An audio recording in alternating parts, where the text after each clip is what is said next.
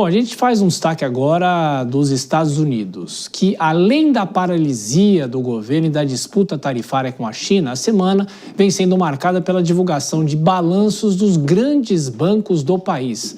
Já o presidente do Fed avalia que a economia americana está mais firme. Entretanto, ele faz alertas sobre o emprego, assunto para o estrategista-chefe da Avenue, Will Castro Alves, direto de Miami, chegando aqui para conversar com a gente. Salve, Will, boa noite para você, bem-vindo mais uma vez. Boa noite, Thiago, prazer estar falando aqui contigo. Bom, a gente destacou esses balanços das empresas, mas hoje tivemos a fala do presidente do Fed. Quais recados que ele manda para o mercado financeiro, mas com esse ponto que ele deu, esse indicativo em relação ao mercado de trabalho aí nos Estados Unidos, viu? Claro, vamos lá. O presidente do Banco Central americano, ele comentou hoje, né? Ele fez um discurso no qual o que ele trouxe, eu acho, de essencialmente novo, o que mais chamou a atenção, foi a questão do Banco Central americano estar considerando chegar ao fim do que a gente chama de aperto quantitativo, né? O aperto, que é um aperto monetário, é uma forma do Banco Central controlar a oferta de moeda na economia. Então, ou seja, ele vinha apertando, vinha controlando as condições monetárias na economia, está chegando ao fim. E por que que chega ao fim? Porque, novamente, ele ressaltou, né, que o balanço de riscos entre inflação e emprego tem pendido mais, obviamente, cada vez mais para a questão do emprego, né? Que o Banco Central continua preocupado, né? Que a gente tem tido uma menor criação de postos de trabalho nos Estados Unidos e já se antecipando a uma eventual desaceleração potencial da economia, o Banco Central vai começar, de certa forma, tirar as amarras, né, que seguravam a economia. Uma delas é o aperto monetário e outra delas é continuar cortando juros. Ele não disse que vai cortar os juros, né, mas deu indicativos de que o cenário base, aquele que foi traçado na última reunião do Fed, que, ou seja, de 2 cortes de juros ainda em 2025, continua sendo o cenário base. Então, a gente vive aqui um momento nos Estados Unidos de redução das taxas de juros, a redução da taxa básica de juros da economia americana. Ou e o tal do livro bege, né? Muita gente se pergunta o que é o tal do livro bege, já foi divulgado ou não? É um conjunto de informações do governo americano, não é isso?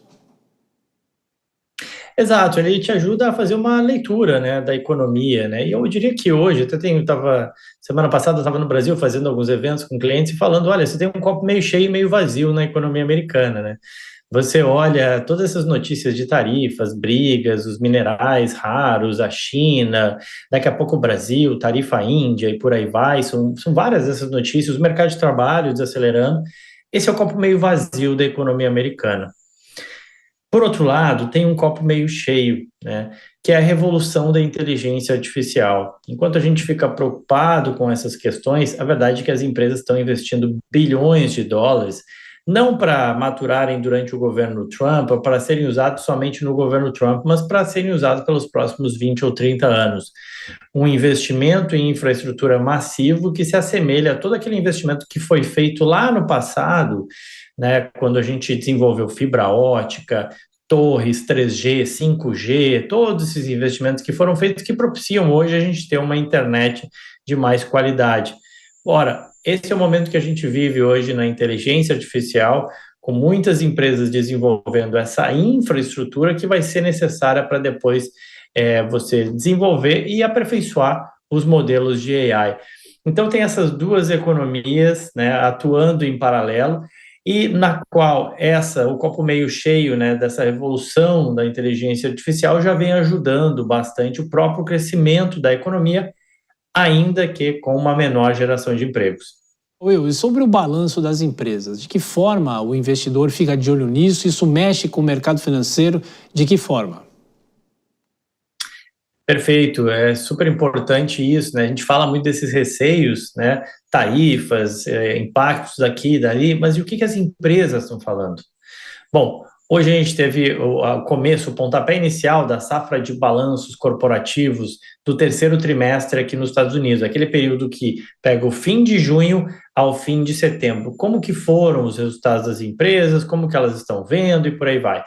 Bom, e a notícia que a gente teve foi uma notícia positiva. Hoje a gente teve o maior banco do mundo, o JP Morgan, a gente teve o Citigroup, a gente teve um banco de atacado Goldman Sachs, a gente teve também outras instituições financeiras e outras empresas. Nos bancos, né, super relevante analisar o resultado de banco, porque o banco está sempre olhando para frente. Ele tem que fazer o que a gente chama de provisões. Ora, se eu tiver calotes lá na frente, se o consumidor, né, o meu cliente não pagar o meu crédito, eu tenho que ainda assim honrar com esse compromisso, eu tenho que ter dinheiro no caixa do banco para continuar honrando os depósitos daqueles que depositam seus recursos comigo. Então, o banco ele sempre provisiona na frente. Então, se o banco sente que vai ter problema lá na frente, ele provisiona antes. Bom, quando você olha o resultado dos bancos agora nesse trimestre, hoje, você não viu grandes provisões. Isso quer dizer que os bancos não estão preocupados ou projetando uma desaceleração muito forte, um aumento da inadimplência nos Estados Unidos, uma preocupação muito alta com o consumidor ou mesmo com as empresas. Então, resultados foram melhores do que o esperado pelo mercado, receitas crescendo, lucros crescendo, e olhando à frente, a verdade é que você não tem tantas preocupações, a economia americana segue rodando. Oi, eu acho que dois pontos são interessantes da gente tocar e falar para a nossa audiência. Primeiro, esse novo estresse em relação à China. De que forma isso agita o mercado aí nos Estados Unidos, mais desconfianças, com o governo americano retaliando a China. E um outro ponto, é bom lembrar, que há essa paralisia, o tal do shutdown, porque o Congresso não aprovou o orçamento e o governo está todo paralisado, o setor público. Será que isso destrava? O que os analistas falam aí? Claro, o shutdown, de fato, é um negócio que, para a imagem dos Estados Unidos, não é bom, mas em termos de impactos econômicos, tende a ser limitado com quanto que seja resolvido, né? Como assim, William? Se a gente estiver falando de shutdown daqui a um mês, Thiago, aí é um problema. Você começa a ter impacto material, de fato, no PIB, falta dados na economia, os empresários têm dificuldade de tomar suas decisões, menos pessoas trabalhando também, os trabalhadores que vão sendo demitidos ou licenciados ou que não têm salários. Então, se esse negócio durar muito tempo, aí sim você começa a ter um impacto. Por hora, o mercado tem deixado isso de lado, não tem afetado preços tanto no mercado de juros, câmbios ou bolsas de valores. Agora, se esse negócio continuar, pode sim afetar. Agora, China sim é um vetor muito importante para o mercado. Sexta-feira passada, eu estava voltando ainda de Porto Alegre, deu aquela sacudida toda. Voltar a falar de tarifa de 100% para a China é um retrocesso. Quando isso aconteceu lá em abril, bolsa caiu, mercado entrou num certo modo de pânico durante algum tempo e depois as coisas foram se ajustando. Aparentemente, o que parece estar acontecendo, né, é uma postura mais aguerrida da China, usando a sua principal alavanca de negociação, que é a questão dos minerais raros. A China hoje exporta 70%, né, daquilo que é consumido de minerais raros do mundo vem da China, é a maior reserva de minerais raros do mundo é da China. E os Estados Unidos precisam e são dependentes disso. Ora, tarifas afetam muito a economia chinesa, que não vai lá tão bem, assim, já não cresce mais do que crescia no passado. Tarifas são muito ruins para a economia chinesa. Agora, falta de acesso aos minerais raros também é muito ruim para a economia americana. Então, os dois parecem que estão se alavancando para chegar e tentar, aí sim, negociar de uma forma mais dura no dia 1º de novembro, onde é estimado que vai ter um encontro entre o Trump e o Xi. O Xi ainda não confirmou, o Trump disse que vai estar lá na Coreia e que os dois podem conversar e resolver isso. Enquanto isso, a gente vai seguindo, tendo volatilidade, e isso vai sim impactando o mercado financeiro. Deixa eu só fazer mais uma pergunta, puxando agora o lado do Brasil, porque o ministro das Relações Exteriores já está nos Estados Unidos para conversar com o Marco Rubio e há uma expectativa de que, além de ser a primeira conversa frente a frente, existe a expectativa de uma marcação, efetivamente, de um encontro entre o presidente Lula e Donald Trump. Agora, em relação ao tarifaço aqui no Brasil, é possível esperar uma mudança já de expectativas em relação às últimas semanas, não é, Will? Olha, eu diria que a negociação ela vai ser dura. O Marco Rubio é sabidamente um cara bastante contrário à ideologia atual dominante no governo, à posição do governo em relação a diversas questões, né? Então, em tese, é um negociador que tende a ser bastante duro com o atual governo.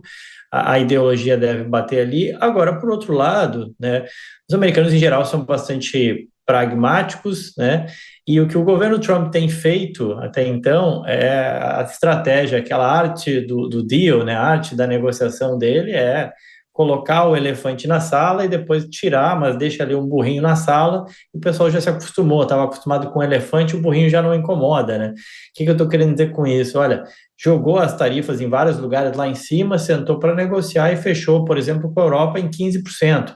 Ora, 15% um tempo atrás era algo muito ruim, mas depois de você estar falando em números muito maiores, acabou que não ficou tão ruim assim para a Europa.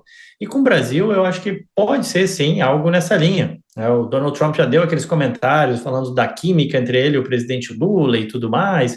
Então, penso eu, sim, que essas tarifas podem ser reduzidas para o caso brasileiro, uma negociação melhor, mas ainda assim com tarifas maiores do que inicialmente se previa, e esse é um pouco do modus operandi desse atual governo aqui nos Estados Unidos. Will Castro Alves, estrategista-chefe da Avenue, direto dos Estados Unidos, como sempre. Muito obrigado pela participação na Jovem Pan. Bom descanso para você, a gente volta a se falar. Um abração. Obrigadão, Thiago.